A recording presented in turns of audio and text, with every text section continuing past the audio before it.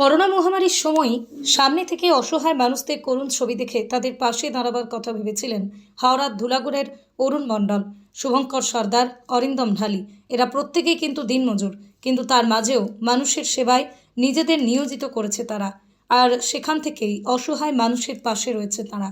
মানুষের সেবায় তারা খুলেছে প্রবাহ নামের একটা স্বেচ্ছাসেবী সংগঠন।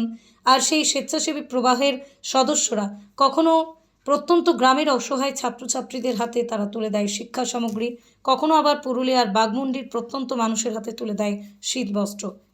ঠিক যেমন সোমবার পুরুলিয়া জেলার মানবাজার ব্লকের এক প্রান্তিক গ্রামের অসহায় পরিবারের হাতে শুকনো খাবার ও শীতবস্ত্র তুলে দেয় স্বেচ্ছাসেবী সংগঠন প্রবাহর সদস্যরা।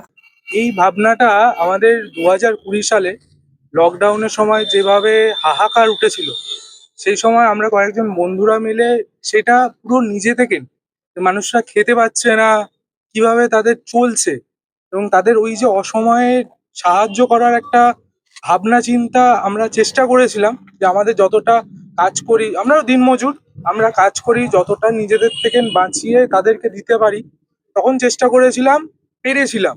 এবং সেই যে ভালো লাগাটা একটা আমাদের মধ্যে আজও রয়ে গেছে, আর এমন ভাবে রয়ে গেছে যেন মনে হয় যতদিন প্রাণ থাকবে এ দেহে ততদিন যেন এইভাবে মানুষের পাশে থাকবে।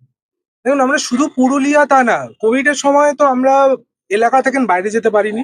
আমরা ধুলাগড় চত্বরেই যতটা পেরেছি এবং গঙ্গাধরপুর, দেউলপুর সহ হাওড়া জেলার ছোট ছোট গ্রামগুলো, যেগুলো মানুষেরা একদম দিনমজুর, দিন আনা দিন খাওয়া মানুষ যারা ছিলেন, তাদের পুরো রোজগার বন্ধ হয়ে গিয়েছিল।